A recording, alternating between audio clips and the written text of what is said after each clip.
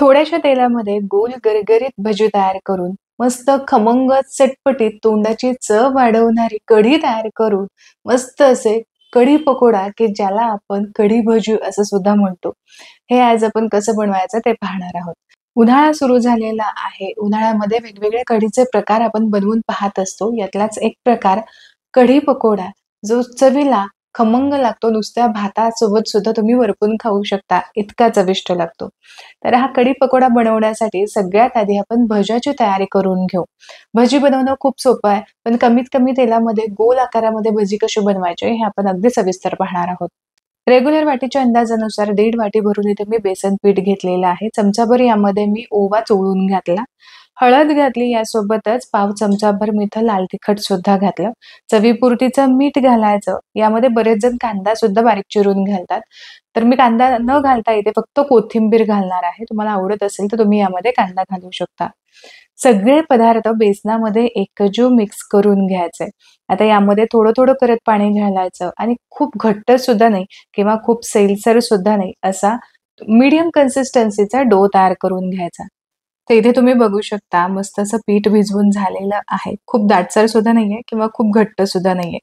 हे पीठ आपल्याला भिजवून घ्यायचं. यासाठी एक 5 ते 10 मिनिटांसाठी झाकण ठेवून साईडला ठेवू.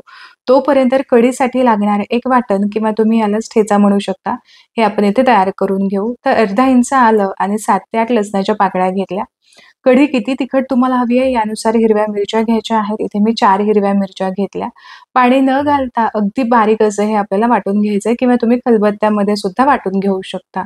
तर इथे ठेचा तयार झाला. हा मी वाटीमध्ये काढून घेतलेला आहे.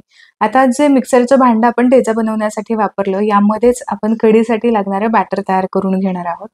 तर यासाठी इथे मी रेग्युलर वाटीच्या अंदाजानुसार 1 वाटी भरून आंबट दही घेतलंय. कढीसाठी आंबट दही किंवा ताकच लागतं. इथे मी 1 वाटी भरून दही घेतलेलं आहे. यामध्येच अर्धी वाटी हलक्या हाताने मी इथं बेसन घेतलेलं आहे. यामध्येच आपल्याला हळद सुद्धा घालायची. आता हळद यावेळेसच मी का घातली याचं कारण सुद्धा मी पुढे जाऊन तुम्हाला सांगेन. यामध्येच त्याच वाटीने मी अर्धी वाटी पाणी सुद्धा घातलं. तर मिक्सरला हे सगळं मिश्रण चांगलं फिरवून घेऊ. एक लक्षात घ्या, यावेळेस यामध्ये आपल्याला मीठ घालायचं नाही, फक्त हळदच घालायची. तर इथे तुम्ही बघू शकता कढीसाठी लागणारं मिश्रण इथं छान असं तयार झालेलं आहे. हे मिश्रण सध्यापुरतं आपण साईडला ठेवूयात, कारण यामध्ये घातलेलं बेसन सुद्धा व्यवस्थित असं भिजायला हवं. 5-10 मिनिटासाठी झाकण ठेवून साईडला ठेवून देऊ. अशी आधी थोडीशी तयारी करून घेतली की कढी ना अगदी झटपट तयार होते.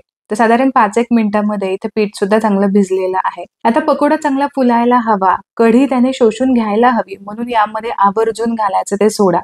याऐवजी तुम्ही चिमूटभर बेकिंग पावडर सुद्धा घालू शकता किंवा चिमूटभर तुम्ही इथे इनो वापरलात तरी सुद्धा चालेल. पण चिमूटभर अगदी पुरेसा होतो. खूप जास्त फेटत बसायचं नाही, अगदी थोडंसं फेटून घेतलं. आता कढईमध्ये अगदी कमी तेल घ्यायचंय. कारण हे पकोडे जर खूप तेलामध्ये तुम्ही तळून घेतले तर गोल गरगरीत असे होत नाहीत. याला शेपूट येतं किंवा मग असा आकारच वेगळा याचा दिसतो. म्हणूनच अगदी कमी तेलामध्ये भजी घातल्यानंतर हे अर्धवटच बुडतील इतपतच तेल यामध्ये असायला हवं. भजी थोडेसे तेलामध्ये सेट झाले की पलटी करून दुसऱ्या साईडने सुद्धा तळून घ्यायचे. तर तुम्ही इथे बघू शकता लगेचच शेप यावरून तुमच्या लक्षात आला असेल की भजीला अगदी गोल आकार येत आहे. जर जास्त तेल घेतलं तर भजीला शेपूटच येईल किंवा मग भजी असे डबल दिसतील.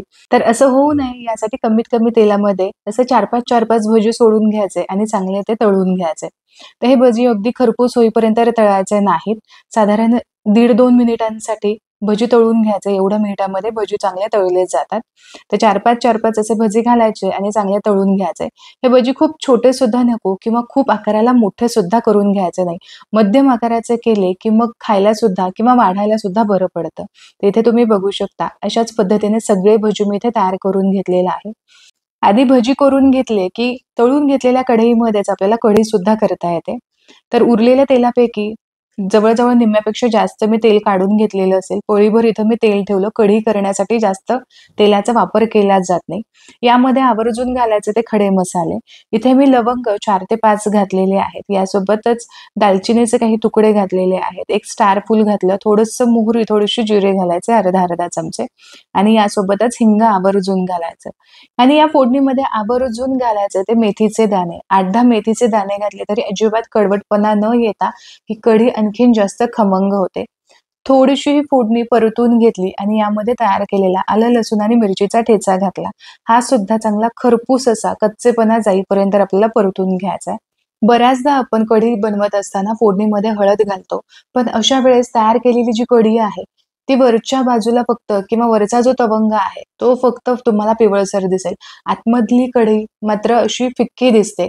म्हणूनच कढीला एकसारखा एकसंत रंग यायला हवा. म्हणून आपण इथे कढीचं बॅटर तयार करत असतानाच यामध्ये हळद घातली म्हणजे एकसारखी रंगाला कढी दिसेल. वरती फक्त पिवळसर रंग आणि आतमध्ये कढी फिक्की दिसते असं अजिबात होणार नाही. आता इथे थोडीशी कोथिंबीर, कढीपत्त्याची पानं घालून थोडंसं परतून घेतलं आणि यानंतर तयार केलेलं बॅटर यामध्ये घालायचं. थोडंसं म्हणजे अगदी 2 वाटी भरून मी यामध्ये पाणी घातलेलं आहे. पाण्याचा अंदाज घ्यायचा, व्यवस्थित मिक्स करून घ्यायचं कारण हे मिश्रण आणखीन जास्त असं घट्ट होऊ शकतं. तर आता इथे पाण्याची आणखीन जास्त आवश्यकता वाटते. यासाठी आणखीन 3 वाटी भरून यामध्ये मी पाणी वाढवलेलं आहे. तर साधारण एक 5 ते 6 वाट्या सुरुवातीपासून ते आत्तापर्यंत यामध्ये पाणी वाढवलेलं असेल. मी फक्त यामध्ये 1 कप दही आणि अर्धा कप अगदी हलक्या हाताने बेसन घेतलं होतं. यासाठी जवळ-जवळ 5 ते 6 वाट्या भरून मी इथे पाणी घातलं. आता गॅसची फ्लेम लो करायची. लो फ्लेमवरतीच कढी आपल्याला चांगली शिजवून घ्यायची आहे. यातलं बेसन अजिबात कच्चं राहायला नको. म्हणून आपल्याला कढी कमीत कमी एक 5-7 मिनिटांसाठी चांगली कढवून घ्यायची. यासाठी अधून-मधून अशी ढवळत राहायची म्हणजे तळाला ती अजिबात चिकटत नाही. आता हलकीशी इथं उकळी दिसते. उकळी फार येऊ द्यायची नाही. अशी हलकीशी उकळी दिसायला लागली की लगेचच ढवळून घ्यायचं. तर फोडणी दिल्यानंतर साधारण 5-7 मिनिटांसाठी कढी इथं मी चांगली अशी कढवून घेतली. यामध्ये चवीपुरतीचं मीठ घालून ढवळून घेतलेलं आहे. मीठ घातल्यानंतर सुद्धा मिनिटभरासाठी मी इथं कढी चांगली शिजवून घेतली. आता ज्यावेळेस तुम्ही जेवणासाठी पानं वाढणार आहात, त्यावेळेस कढी थोडीशी गरम करून मग यामध्ये भजी घालायचे. आधीच भजी अजिबात यामध्ये घालायचे नाहीत. कढी भरपूर गरम आहे. गॅसची फ्लेम मी बंदच केलेली आहे. बंद फ्लेमवरतीच यामध्ये आपण भजी घालून मिक्स करून घेऊ. जर तुम्हाला यावरती तडका द्यायचा असेल, तर तुम्ही नक्कीच देऊ शकता. मस्त चटपटीत अशी लागते किंवा मग असंच जरी खाल्लं तरी सुद्धा चालेल. आज आपण इथे मस्त लसणाचा असा वरून तडका देणार आहोत. यासाठी तडका पॅनमध्ये अर्धी पळी तेल घेतलं.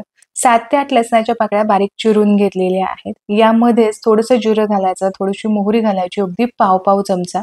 1 काश्मीरी लाल मिरचीचे तुकडे करून घेतलेले आहेत. यासोबतच यामध्ये हिंग आवर्जून घालायचं, खूप छान स्वाद येतो. गॅसची फ्लेम इथे मी बंद केलेली आहे. थोडीशी फोडणी परतून घेऊ आणि गॅसची फ्लेम बंद केल्यानंतरच यामध्ये काश्मीरी लाल मिरची पावडर घालायची. साधारण एक अर्धा छोटा चमचा. घातलेली मिरची पावडर तेलामध्ये मिक्स करून घ्यायची आणि लगेचच ही गरमागरम फोडणी आपल्याला कढीवरती घालायची. ही लसणाची फोडणी घालणं संपूर्णपणे ऐच्छिक आहे. पण जर तुम्हाला लसणाचा छान असा फ्लेवर कढीमध्ये हवा असेल ना, तर आवर्जून ही फोडणी वरून घाला. तर फोडणी थोडीशी मिक्स करून घेतली आणि इथे चटपटीत अशी कढी आपली तयार झालेली आहे. बरेच जण या कढीमध्ये थोडासा गूळ किंवा साखर सुद्धा घालतात. मला थोडीशी आंबटसरच आवडते, यामुळे मी इथे घातलेलं नाही. तुम्हाला हवं असेल तर अगदी पाव चमचा भरून यामध्ये साखर घालायची, म्हणजे जे काही फ्लेवर्स आहेत ते थोडेसे बॅलन्स होतात. तयार केलेली ही कढी तुम्ही भातासोबत खा, भाकरीसोबत खा किंवा चपातीसोबत खा. कमालच लागेल. आशा करते की आजची ही रेसिपी तुम्हाला आवडली असेल. रेसिपी आवडली तर व्हिडिओला लाईक जरूर करा. तुमच्या मित्र आणि परिवारामध्ये ही रेसिपी जरूर शेअर करा. पुन्हा भेटूया अशाच एका खमंग चटपटीत रेसिपी सोबत. तोपर्यंत स्वस्थ राहा आणि मस्त मस्त खात राहा.